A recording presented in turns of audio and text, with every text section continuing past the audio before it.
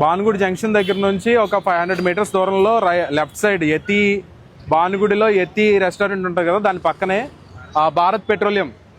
అక్కడ మధ్యాహ్నం 3:30 ఆ టైంకి పెట్రోల్ కొట్టించాను. 150 రూపీస్ పెట్రోల్.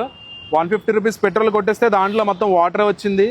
వాళ్ళు టెస్ట్ చేసిన తర్వాత కూడా ఏదో పేస్ట్ ఏదో ఉంటుంది అన్నారు. ఆ టెస్ట్ చేసిన పేస్ట్ కూడా కలర్ మారలేదు.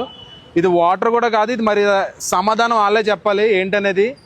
ఇది వాటర్ కూడా కాదు, టెస్టింగ్లో కూడా ఇది వాటర్ కాదని తేలింది.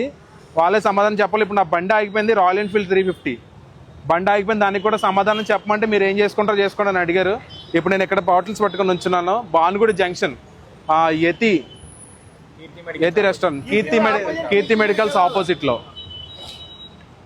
ఇక్కడ ఎవరో పెట్రోల్ కొట్టించుకోకండి.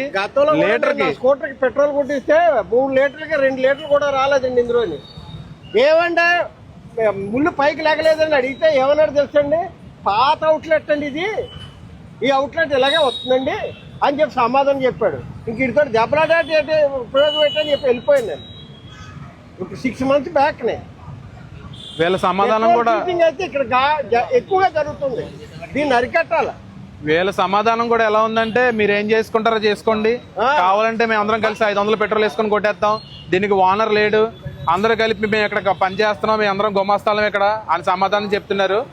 దానికి మాత్రం ఇక్కడ మనం అరికట్టాల్సిందే. ఇది ఎక్కడితో ఆగాల్సిందే. ఎందుకంటే ప్రతి ఒక్కరు ఇప్పుడు లైఫ్ లో, ప్రతి ఒక్కరు డైలీ లైఫ్ లో వాడేది బైక్ అనేది స్పాయిల్ అయిపోతే మానవుడికి ఎంత ఇబ్బందిగా ఉంటుందో అది మన అందరికీ తెలుసు. అది దాని మీద దెబ్బ కొడుతున్నారు. దీన్ని ఎక్కడితో మనం ఆపాల్సిందే. ఇదిగో చూడండి,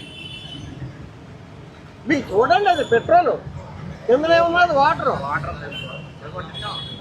అదే కొట్టేసింది.